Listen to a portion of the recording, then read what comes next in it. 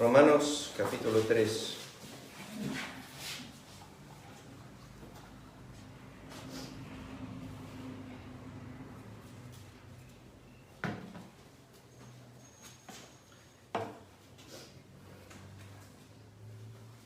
Dice así, vamos a leer versículos 1 hasta el versículo 20. ¿Qué ventaja tiene pues el judío? ¿O qué aprovecha la circuncisión? En realidad el apóstol Pablo aquí en esta porción hace tres preguntas, desde el 1 al 8. Trabaja como un acusador y un defensor. Dios no necesita nuestra defensa, pero por algún motivo el Espíritu de Dios quiso que quede esto, porque pasa esto a menudo en el libro Romanos. Cuando llegamos al capítulo 9 tenemos la misma circunstancia. Pablo está haciendo preguntas y respondiendo. Es como que Dios parece estar endeudado, y sin embargo Job nos dice que él no da cuenta de ninguno de sus caminos. Y eso me hace pensar mucho cuando nosotros nos presentemos delante de Dios. Job también dijo que quería ir hasta su silla, hablar con él y ver si él podía sacar conclusión a lo que le estaba pasando. Sin embargo, cuando Dios aparece, no hay ninguna pregunta de parte de Job hacia lo que sucedió en su casa, su hogar. Nada de eso. Y quiero que prestemos atención a las preguntas de Pablo, porque él trata tres temas específicos y está respondiendo a lo que posiblemente sean preguntas que iban a surgir de los judíos en cuanto a todos los beneficios y las ventajas que ellos tenían como nación. Y se preguntan de qué sirve todo esto entonces, de haber tenido tantas ventajas. Dice versículo 1, ¿qué ventaja tiene pues el judío o de qué aprovecha la circuncisión? A lo cual Pablo responde mucho en todas maneras. Primero, ciertamente que les ha sido confiada la palabra de Dios. Hay mucho en cuanto a esto, lo hemos estudiado un poco en breve, hemos hablado de la palabra de Dios, pero el mucho que quizás no nos dirigimos es al cero efecto, y no voy a entrar a eso esta mañana, pero al cero efecto que tuvo la palabra de Dios en la mayoría de la nación de Israel. Y quiero decir que Pablo, o el autor a los Hebreos, dice en el capítulo 4, no les fue de beneficio tener la palabra de Dios porque no fue acompañada de fe.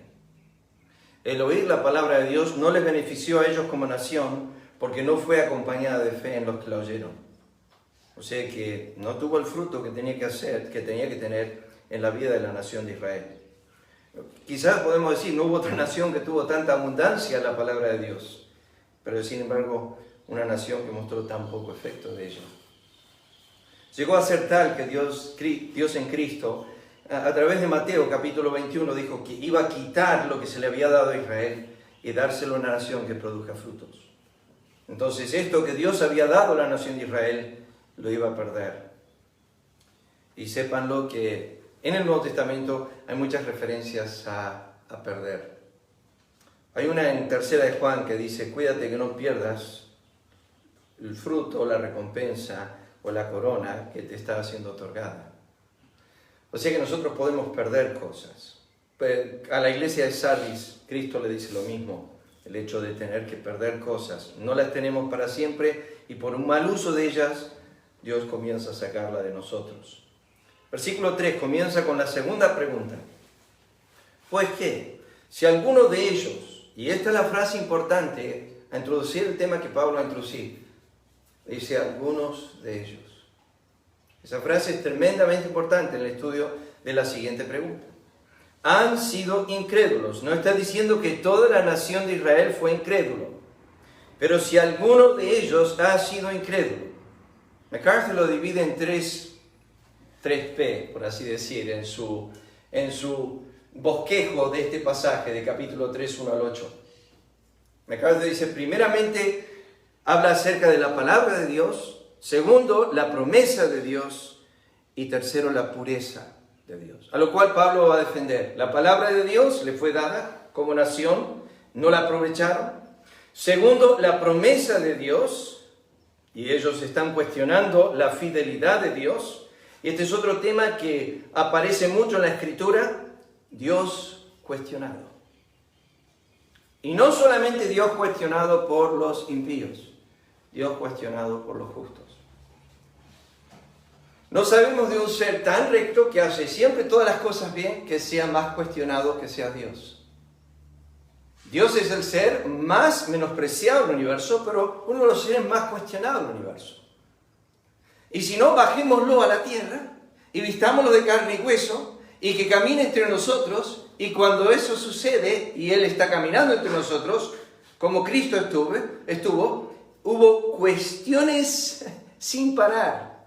Continuamente lo estaban criticando, continuamente lo estaban juzgando. Cualquier milagro que Él hacía tenía un cuestionamiento. Si se sentaba con los publicanos y pecadores, tenía un cuestionamiento. Si beneficiaba a uno y no beneficiaba al otro, tenía cuestionamiento. Si enseñaba una parábola, tenía un cuestionamiento. ¿Tienes envidia porque yo soy bueno? Una y otra vez vemos que Dios es un ser que está siendo continuamente cuestionado por el hombre. La mente corrupta, obviamente. Y esta es la pregunta. Pablo dice, pues, ¿qué si algunos de ellos han sido incrédulos? ¿Su incredulidad habrá hecho nula la fidelidad de Dios?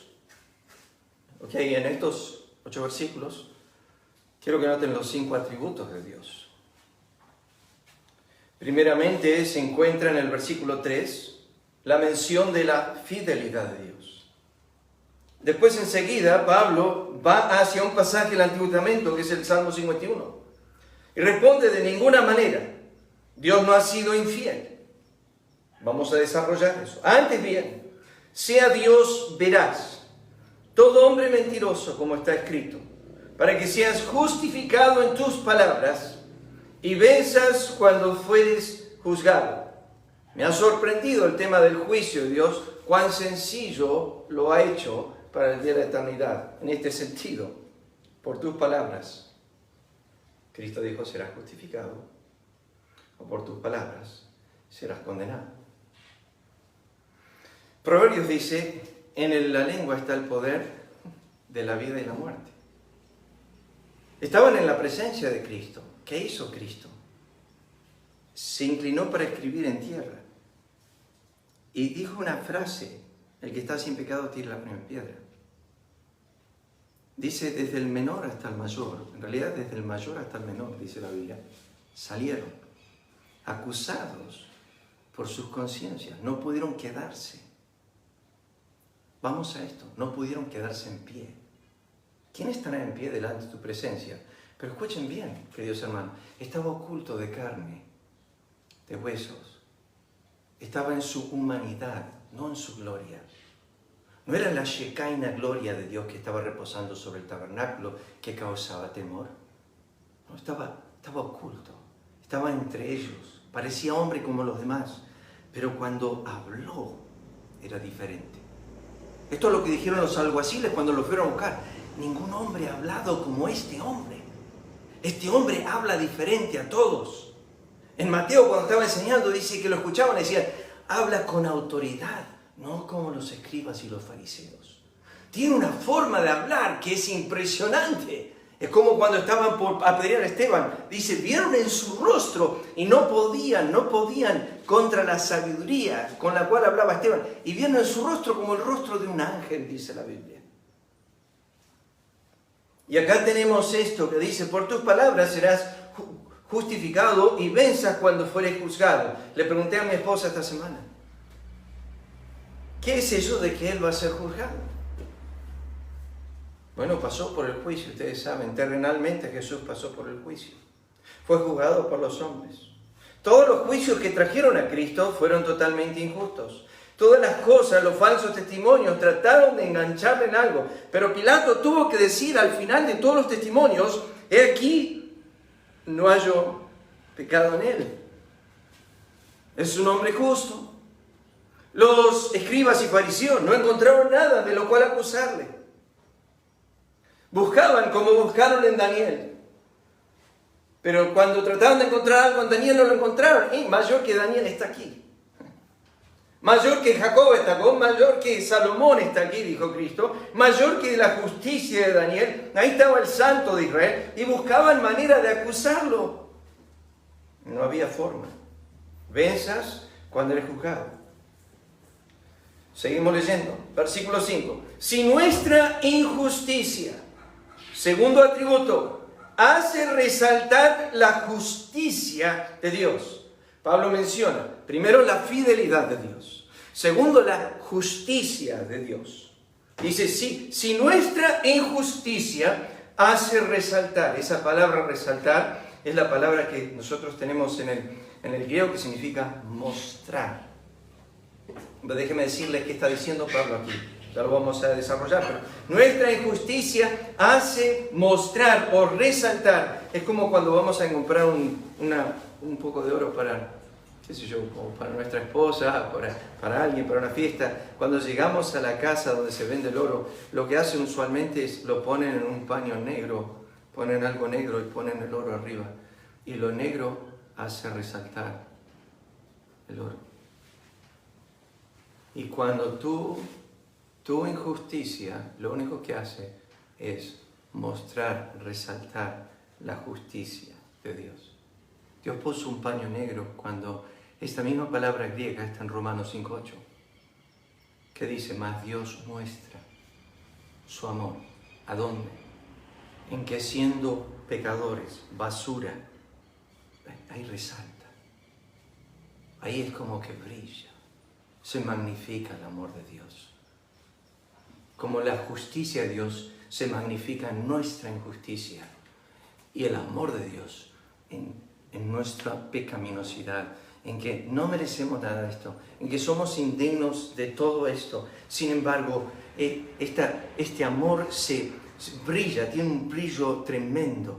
Es como cuando llegamos a Efesios capítulo 1 y escoge lo vil, lo menospreciado, lo necio, lo que no es, y es para la alabanza de su gloria. Es un brillo tremendo.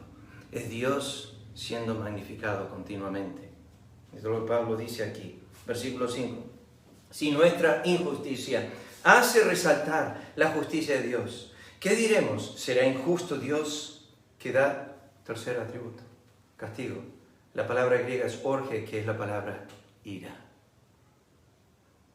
Entonces Pablo está diciendo, ¿cómo puede Dios, si nuestra injusticia magnifica su justicia, entonces, bueno, ¿qué significa, Pablo? Dice, significa que cuando más injustos somos, más Dios es glorificado. Entonces, ¿por qué me va a condenar a mí por mi injusticia si Él recibe gloria de mi injusticia?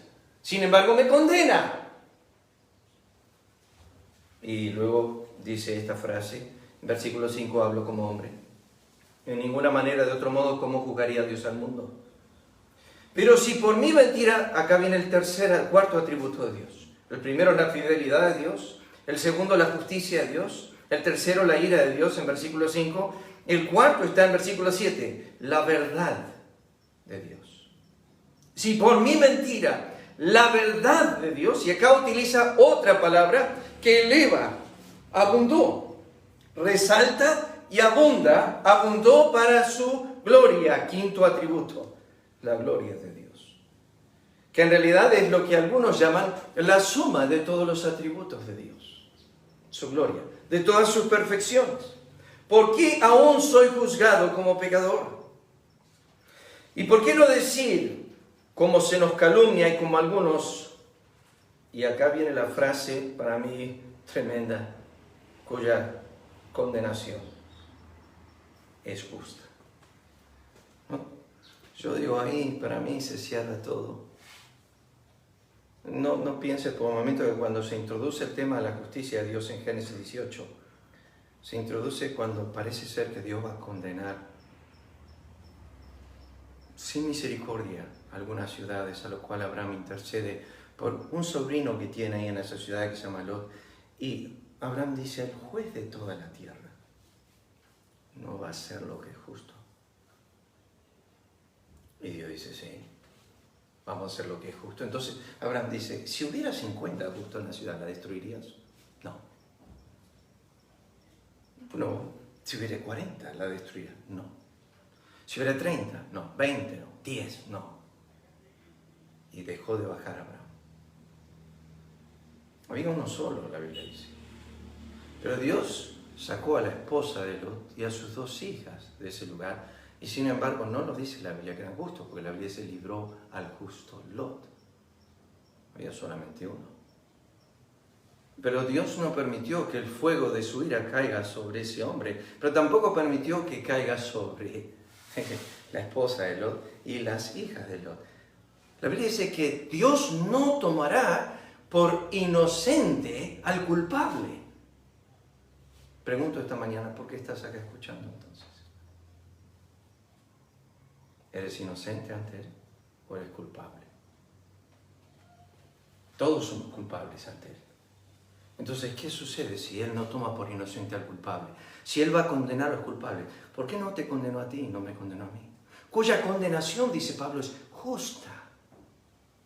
Se basa en lo que leímos hoy en Salmo 89 como introducción, cuando dice justicia y juicio son el cimiento de su trono. ¿Qué significa? Que Dios es justo en juzgar a los hombres y en condenarlos. A diferencia de, vayan en sus Biblias a Santiago capítulo 5, un momento. Santiago, el capítulo 5. Me gusta esta frase que utiliza Santiago. Santiago, capítulo 5, cuando hablamos acerca del justo.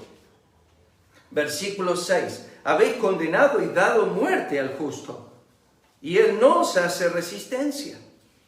Es interesante que los hombres nunca van a encontrar en el juicio de Dios o en el juicio de sí mismo que esto sea justo, pero vuelvo a decirles, un pantallazo nomás de la gloria de Dios, un pantallazo de la santidad de Dios, va a ser suficiente para que los hombres callen. Hoy quizás no sientes ni un poco de carga por tu pecado. Hablo en general, porque estamos hablando a varias personas en internet. Y por ahí no sientes carga, como deberías sentirlo. No sientes el quebranto, pero cuando estás ante Dios. Anoche estábamos charlando con Jerónimo y Ezequiel. Y charlando un poco del tema, les dije a ellos.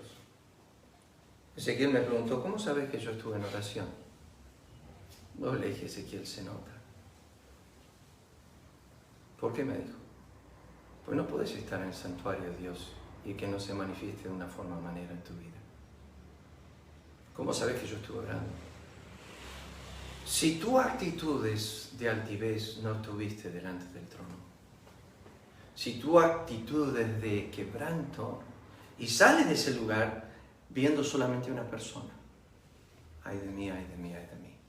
John Hyde estaba orando y entró para orar por una persona que él tenía en mente. Era un misionero en la India y él entró para orar y entró pero estaba enojadísimo con un hermano misionero. Y empezó a orar en contra de él y de repente sintió una voz en el corazón que decía, ya hay un acusador delante del trono, no necesitamos dos. Y Hyde hizo silencio. Dijo, estoy compartiendo el lugar con Satanás.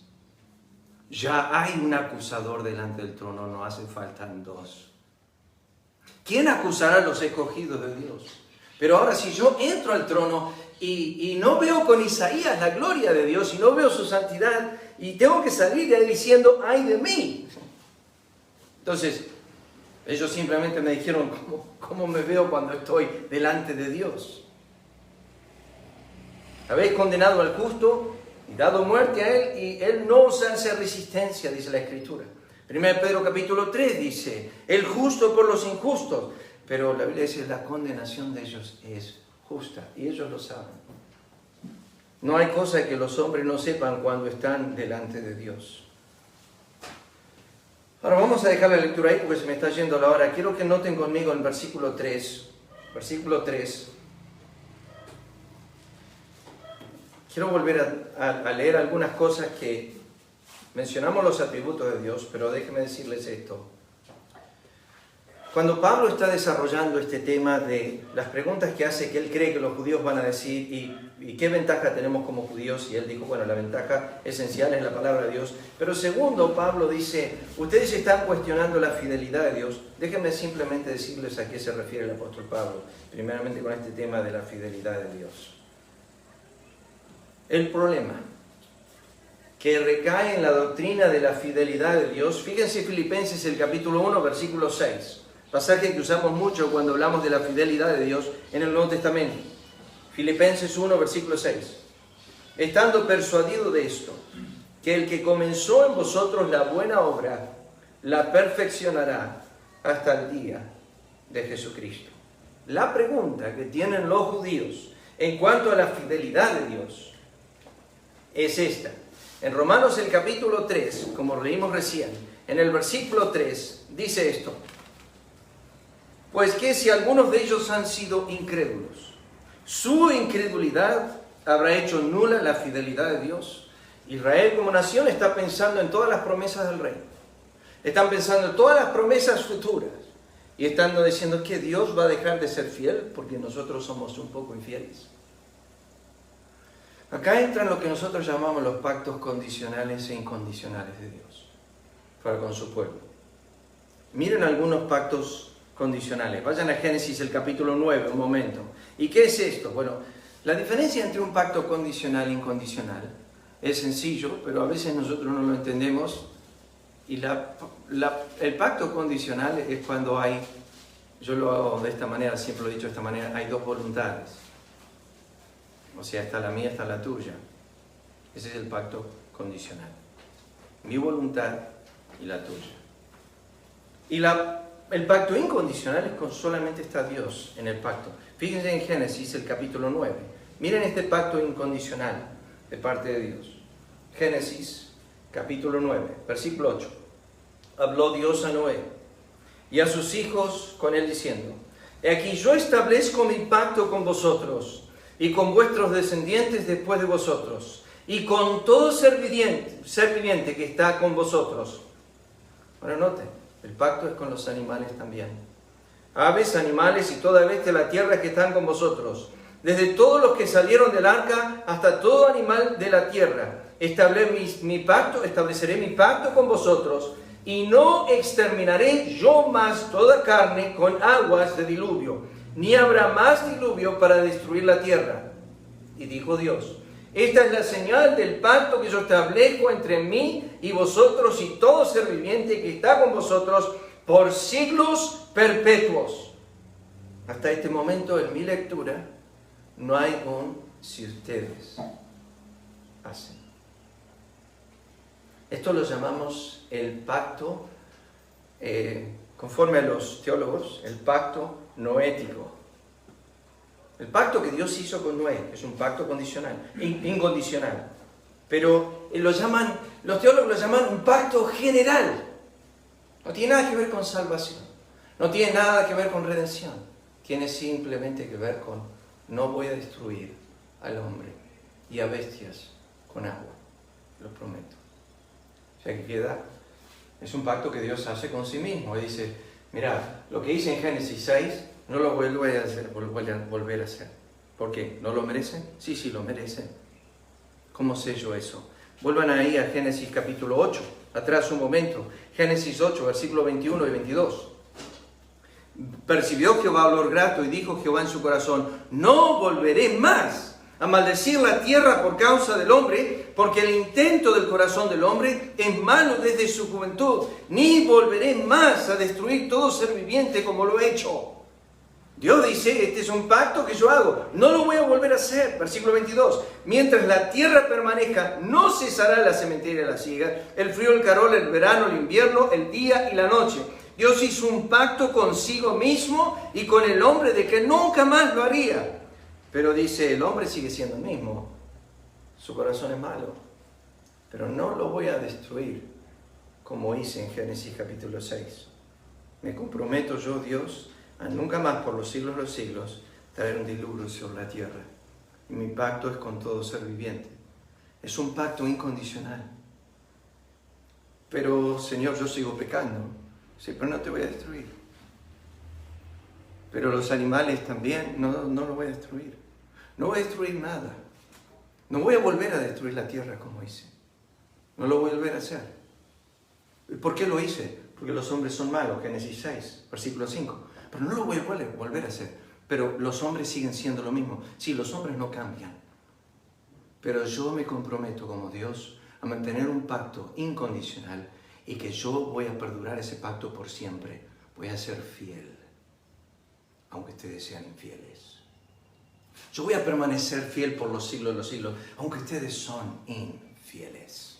Yo voy a ser fiel, dice Dios. Entonces, volviendo al capítulo 9, noten lo que dice. Versículo 13.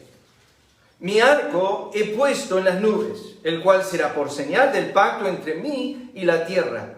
Y sucederá que cuando haga venir nubes sobre la tierra, se dejará ver entonces mi arco en las nubes. Y me acordaré del pacto mío que hay entre mí, vosotros y todo ser viviente de toda carne. Y no habrá más diluvio de aguas para destruir toda carne. Estará el arco en las nubes, lo veré. Me acordaré del pacto perpetuo entre Dios y todo ser viviente, con toda carne que hay sobre la tierra. ¿Qué tenía que hacer yo? Nada. Eso lo llamamos un pacto incondicional. Vayamos a Deuteronomio capítulo 30. Deuteronomio capítulo 30. Y acá tenemos lo que llamamos el pacto palestino, o que tiene que ver con la tierra prometida, la que Dios le iba a dar a la nación de Israel. Y este pacto es dual. Porque hay una promesa de Dios que Israel iba a estar como nación de vuelta en Jerusalén. Pero también hay una promesa de Dios que era condicional. Fíjense Génesis 30, versículo 1. Sucederá que cuando hubieses venido sobre ti todas estas cosas, la bendición y la maldición que he puesto delante de ti, y te arrepintieres en medio de todas las naciones a donde te hubiere arrojado Jehová tu Dios, y te convirtieres, condición, a Jehová tu Dios, y obedecieres su voz, condición, conforme a todo lo que yo te mando hoy, tú, condición, tus hijos, con todo tu corazón, condición, y con toda tu alma, condición, entonces Jehová hará volver a tus cautivos y tendrá misericordia de ti. O sea, misericordia en base a ¿qué? Arrepentimiento. Condicional. Pacto condicional. Vos estás en Rusia, por ejemplo, te arrepientes, te hago volver a la tierra. Vos estás en Babilonia, te arrepientes, te hago volver a la tierra. Pero con una condición, te arrepientes. Me obedeces, vuelves con tu familia, toda tu casa, no solamente vos, tus hijos, tus hijas, tu familia, todos se arrepienten. Entonces, cuando yo veo un arrepentimiento nacional, haré volverte a ti, pero condición. Pues yo tengo un pacto contigo, pero tienes que cumplir tu parte. Pero yo no puedo cumplir mi parte, entonces yo no cumplo la mía. Eso no es Dios infiel. Dios es fiel. Dios es fiel a su parte, porque Él estableció un pacto de obediencia. Es un pacto que Él hace con el hombre, pero Él hizo con su pueblo. Y si leen hasta el versículo 10, es una y otra vez. Fíjense en el versículo 7. Pondrá Jehová tu Dios todas estas maldiciones sobre tus enemigos y sobre tus aborrecedores que te persiguieron. Y tú volverás, oirás la voz de Jehová, pondrás por obra todos sus mandamientos que yo te ordeno hoy. Te hará Jehová tu Dios abandonar toda obra de tus manos, el fruto de tu vientre, el fruto de tu bestia, en el fruto de tu tierra para bien, porque Jehová volverá a gozarse sobre ti para bien, de la manera que se gozó sobre tus padres, cuando obedecieres a la voz de Jehová tu Dios. Son todos mandamientos condicionales. Eso lo llamamos el pacto de tierra. Israel estaba con la promesa de esto y sabían que si no cumplimos, Él no cumple. Lo que llamamos un pacto condicional. ¿Dios es fiel? Sí, pero es fiel a su palabra. Si tú no lo haces, Dios dice, yo no lo hago. Si tú no obedeces, yo no lo hago. Si tú no te arrepientes, yo no lo hago. Ahora, déjenme decirles esto. Me gusta la nota de MacArthur. Por favor, presten atención a esto, porque el hombre acá acierta muy bien en el texto del versículo 3. MacArthur dice, Dios nunca prometió a cualquier individuo judío, sin importar la pureza de su linaje físico desde Abraham o de cualquier otro santo ilustre del Antiguo Testamento, pudiera basar su seguridad en las promesas de Dios, aparte del arrepentimiento y la fe personal en Dios, que trajeran como resultado la obediencia de corazón. Israel decía, porque somos judíos, Dios tiene que ser fiel a su promesa. Dios dice, no. Mi promesa está basada en los hijos de la promesa. Mi promesa está basada en los que son de fe. Mi promesa de la salvación está basada en los que se arrepintieron para salvación. Mi promesa no está basada en que porque te llamas judío, entonces yo tengo que cumplir. Porque te llamas judío. Es más, en los escritos judíos era que todo judío, no importa cómo se conducía, tenía parte en la herencia de la vida eterna. Dios dice, no tiene parte en la herencia. Y porque algunos, Pablo dice, son incrédulos, están diciendo, bueno, Dios ha hecho nula la fidelidad. Dios no cumple su parte. ¿Qué parte dice Dios? ¿Cuál es la parte que yo tengo que cumplir? En la salvación yo cumplo la parte de cuidarte eternamente porque tú ¿qué? Porque tú crees. Lo dice a través de toda la Escritura. Pero fíjense, vuelvan ahí a Romanos el capítulo 3 un momento, porque Pablo desarrolla este tema de la fe en Romanos capítulo 3, que vamos a ver Dios mediante en los siguientes domingos. Pero fíjense lo que dice Romanos capítulo 3, versículo 21. Pero ahora, aparte de la ley, se ha manifestado la justicia de Dios, testificada por la ley y por los profetas, la justicia de Dios por medio de la fe en Jesucristo. Versículo 24, siendo justificados gratuitamente por su gracia, mediante la redención que es en Cristo Jesús. Romanos capítulo 5, versículo 1, justificados pues por la fe. O sea que la fe es el medio que Dios utiliza para que nosotros estemos dentro de lo que llamamos el pacto incondicional. Entonces, déjenme decirles esto. Cuando Pablo dice, Dios dejó de ser fiel. No, Dios no deja de ser fiel.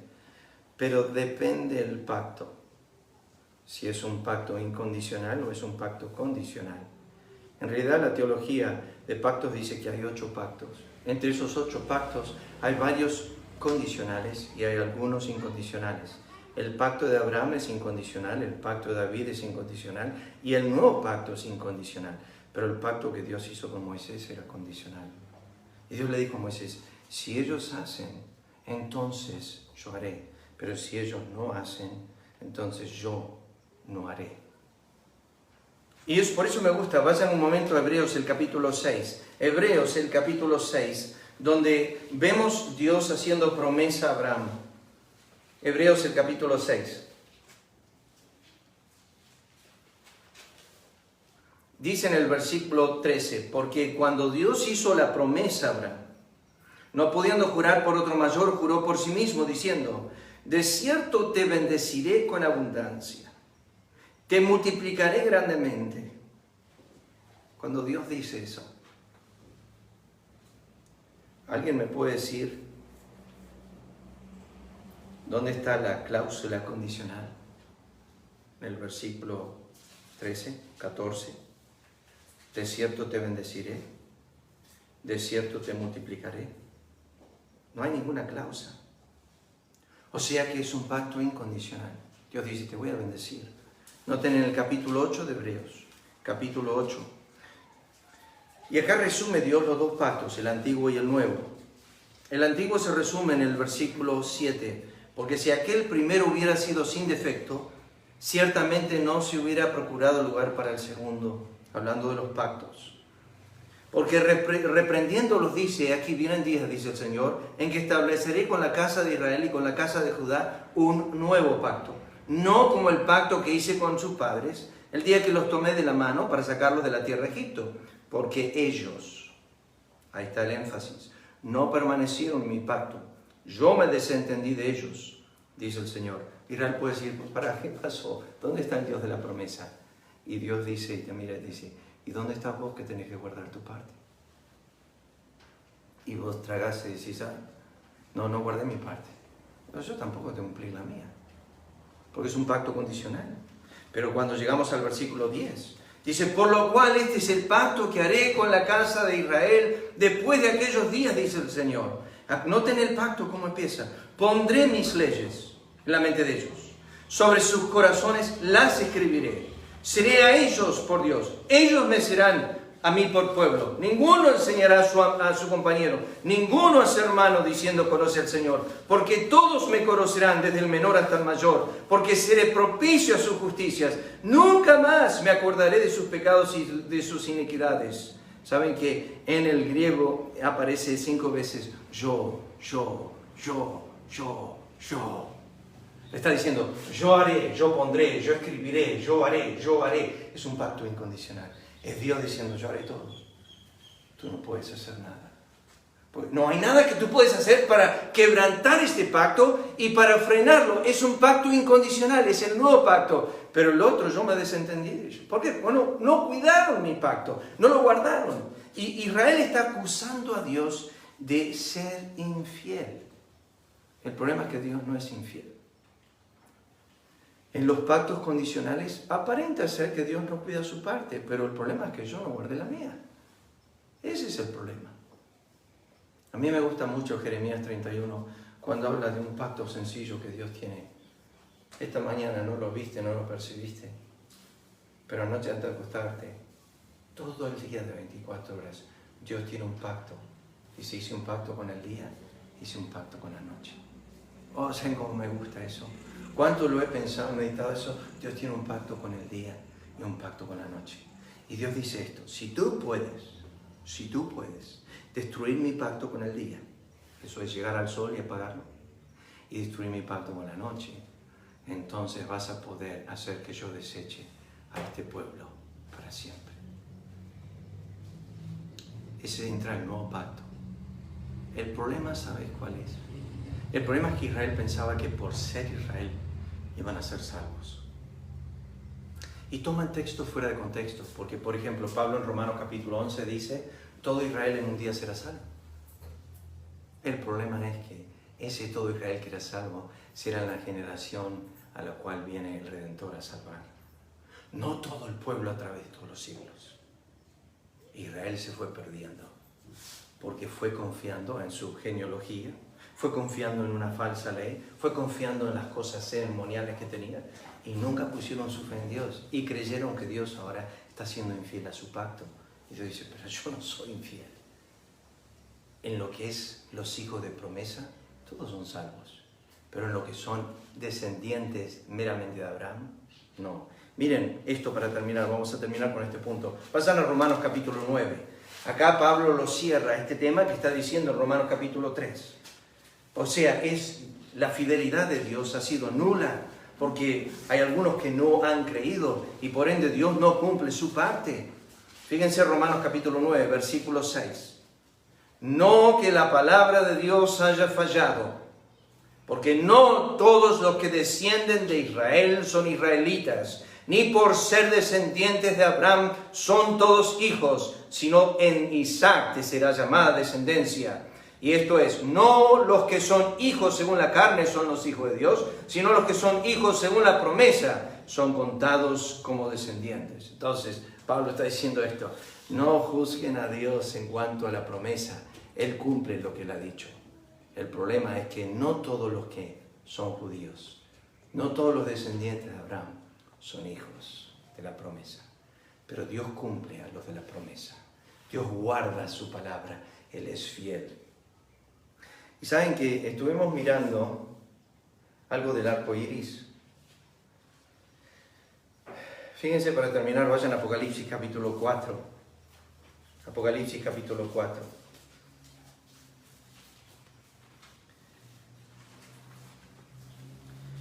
Dice el versículo 3, el aspecto del que estaba sentado en él era semejante a piedra de jaspe y de cornalina. Y había alrededor del trono un arco iris, semejante en aspecto a la esmeralda. Ahí está el arco iris de nuevo. Está alrededor del trono, pero no tiene que ver con Dios no destruyendo la humanidad, no destruyendo, manifiesta el pacto de Dios, pero ahora está delante del trono.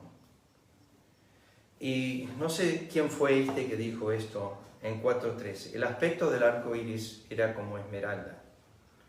Esmeralda es la cuarta piedra en el pectoral del sacerdote que llevaba sobre su pecho. La cuarta piedra representaba la tribu de Judá, cuyo nombre significa alabanza. Y ese arco iris que nosotros tenemos en el versículo 3, que rodea el trono, simplemente nos está diciendo que Dios es digno de nuestra alabanza eterna por su fidelidad. el nombre Judá representa eso, y el nombre Judá significa alabanza. Y Dios tiene un arco iris alrededor de él porque Él es fiel eternamente y para siempre. Salmo 89 dice que la fidelidad de Dios se ve en los cielos, la fidelidad de Dios se ve en la iglesia, en la congregación de los santos, dice, y la fidelidad de Dios te rodea.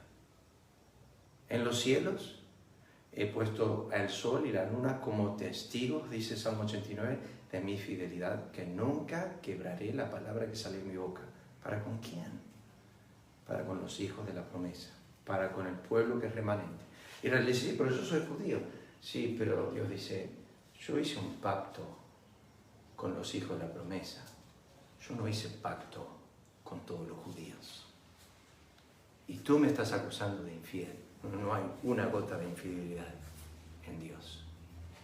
Es un estudio precioso a través de las Escrituras, la fidelidad de este Ser Supremo. Pero déjenme decirles esto nomás. Es digno de nuestra alabanza continuamente por ser fiel. Por eso Pablo, cuando escribe esto a los romanos, en el capítulo 3, les dice esto. Pues si algunos de ellos han sido incrédulos, su incredulidad habrá hecho nula la fidelidad de Dios. Y enseguida salta algo que es terrible. Salta David. Escuchen, queridos hermanos, y termino con esto. David pecó.